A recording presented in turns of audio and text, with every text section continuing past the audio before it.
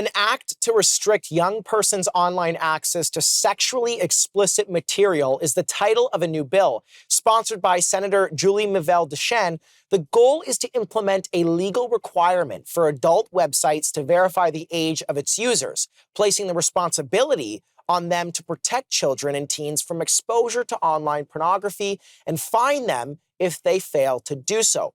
On the surface, it's hard to see an issue. Most people agree with the age restrictions on adult content and are aware of how easy it is to access it at any age. But how that should be enforced is a completely separate question. For that reason, the bill is being criticized for its lack of clarity. How are sites supposed to accomplish this? Will it require a driver's license, a digital ID, face scans, a database of personal information associated with the type of content consumed? Kind of sounds like an Orwellian nightmare to some, but is it?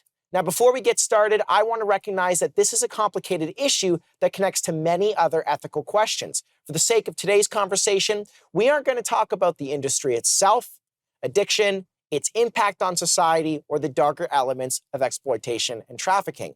Our focus, our main priority is specifically this bill, S-210, both its intent and potential impact.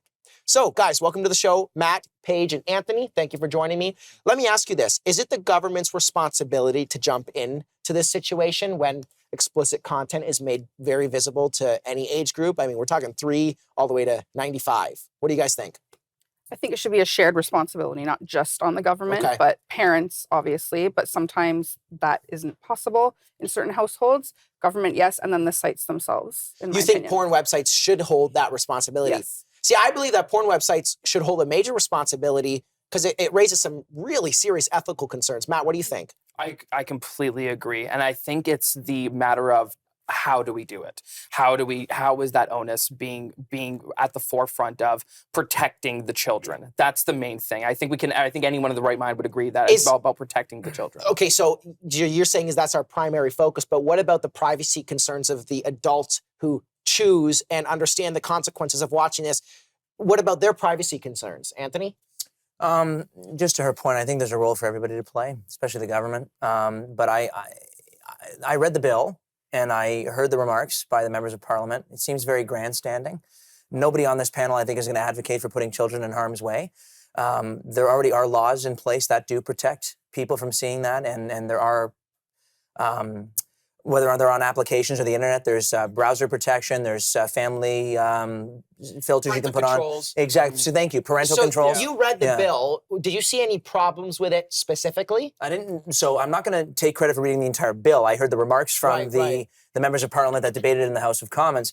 And the problem that I have is, how are you going to manage all of this? Like, are we creating more levels of bureaucracy? Are people going to be spying on your software? Is the government going to be allowed to get into your computer? I don't know if that's something that the public wants. Should the government force pressure, or should the government force pressure and supply a solution to this? Both. Both, for sure. Like, if they're going to force the pressure, they should come up with a part solution. Mm-hmm. Yeah, absolutely. And I think it's also in the best interest of the government to put that pressure on these companies who are supplying the service and work out something that is fair for all parties. So let me ask involved. you, if this went south and Pornhub and other pornography sites decided to stop sharing to Canadians, how big of an issue would that really be?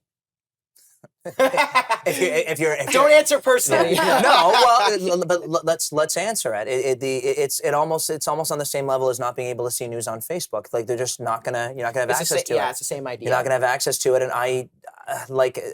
I'm saying it from the way that it looks publicly, and the way the public perception is going to be around this. The way that I think the public is going to read this bill is, now I have to tell a website how old I am with a piece of identification.